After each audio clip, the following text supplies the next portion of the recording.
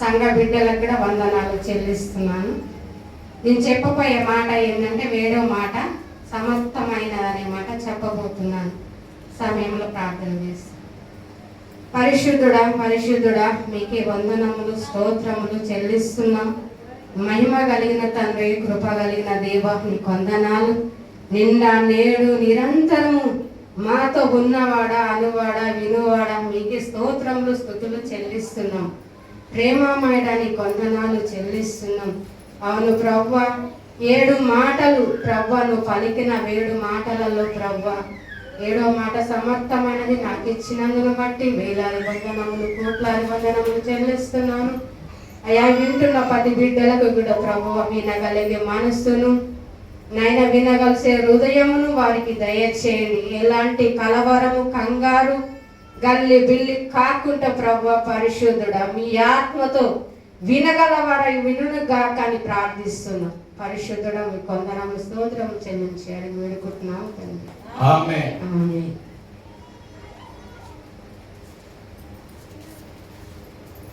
లూకాసు వార్త 23వ అధ్యాయము 26వ వచనం 46వ వచనం. అప్పుడు యేసు గొప్ప శబ్దముతో కేక వేసి, తండ్రి నీ చేతికి నా ఆత్మను అప్పగించుకొనుచున్నాను అనెను.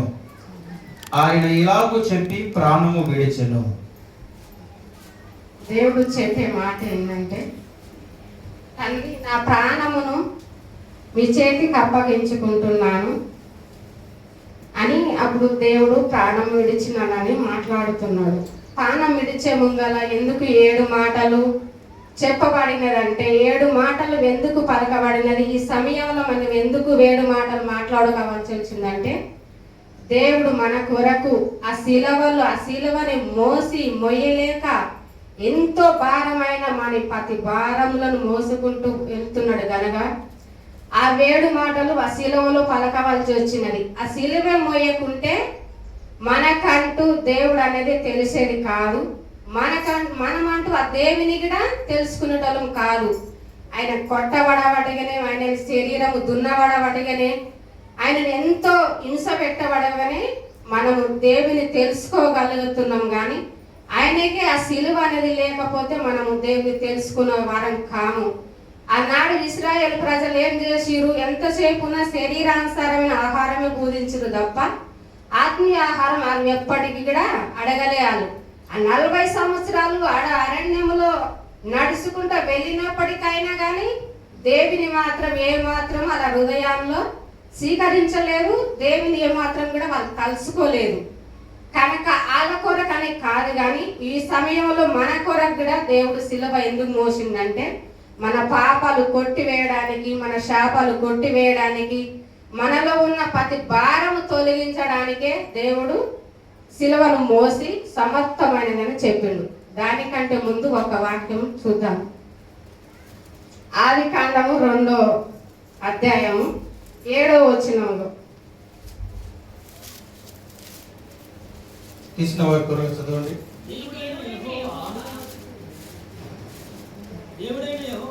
దేవుడైన యెహోవా నేల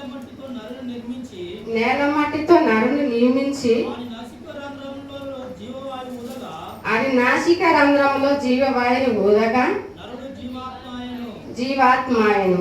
అంటే దేవుడు ఏం చేసిందంటే, మనతో చెప్పినది ఏంటంటే, నరుని మనలో ఎందుకు రూపించబడినాడు అంటే, దేవుడు తన నేల మట్టితో తీసి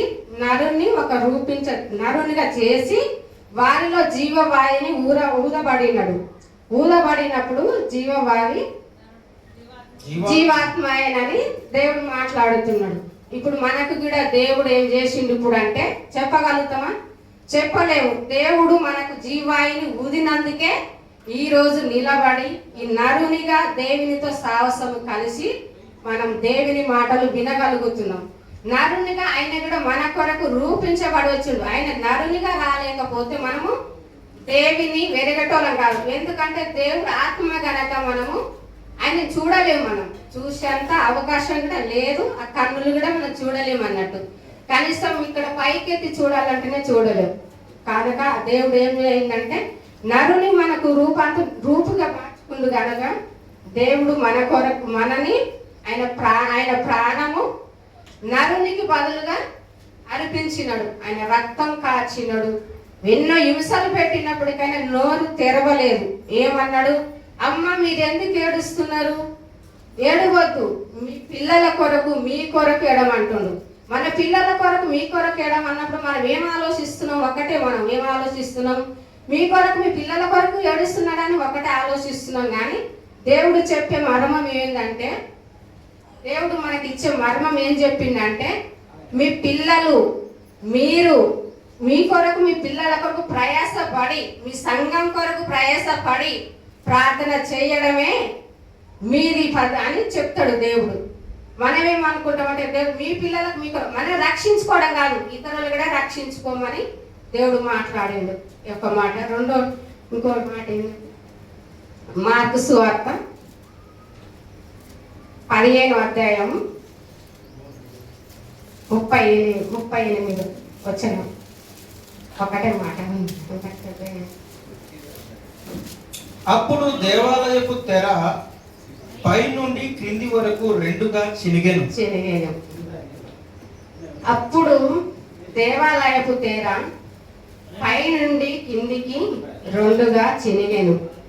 అంటే దేవుడు ఏమంటుండండి, ఆకాశం అంటే చాలా పెద్దగా ఉంటుంది. ఆకాశం అంటే అది బట్ట అని మన ఆకాశం అనుకుంటాం, కానీ దేవునికి అదొక బట్టలా పెంచబడినది. అది బట్ట అయినప్పుడు ఏంటంటే ఆ బట్టలా ఉండదు, చాలా మందము కలిగి ఉంటుంది. అది మనం చినిగేది కాదు. మనం ఎందుకు ఆకాశం మన గీడదే ఉంది అన్నట్టు దగ్గర నుండి మనం వస్తుండపోతే దొరుకుతుంది అన్నట్టు అనిపిస్తుంది, కానీ మనం పోతామంటే ఆకాశము దూరమే ఉంటుంది, అది దగ్గరికి రాదు. అయితే దేవుడు సమర్థమైన అన్నప్పుడు ఏమైంది? ఆకాశము 2 తెరలుగా చినగబడి చీకటి కమ్మింది. చీకటి కమ్మినప్పుడు ప్రజలు ఏం చేస్తున్నారు? అల్లరిగా మొత్తుకోబడుతురు. కొంతమంది మన న్యాయాధిపతులు ఏం మాట్లాడుతురు? దేవుని చూచి వారిని ఎంబడించి పరిగెత్తుకొని దేవునితో సావాసంగా ఉన్నారు. కొంతమంది అలా స్త్రీలు ఉన్నారు, నీతిమంతులు ఉన్నారు, భక్తి పనులు ఉన్నారు, అంతా ఉన్నారు. అందరు రాలేదు. ఇశ్రాయేలు ప్రజలే అన్నారు. దేవుడు నమ్ముకున్న ఇశ్రాయేలు ప్రజలే సిలువ వేయాలని కేకలు వేసిరాళ్ళు. మనలాంటి చూసుకుంటూ పోయిన వారే అది న్యాయం కాదు. న్యాయాధిపతి చటాధిపతి అనే ఒక ఆయన ఉంటాడు, ఆయన ఇది న్యాయం కాదు అని దేవుడు ఒక మాట మాట్లాడతాడు. అవన్నీ నాకు చెప్పరాదు, కానీ ఏంటంటే దేవుడు గుర్తు చేసిన మాట చెప్పిన ఇచ్చిన అవకాశానికి దేవుని వందనాలు చెల్లిస్తాను. ప్రార్థన చేసుకుందాం. ఈ 7వ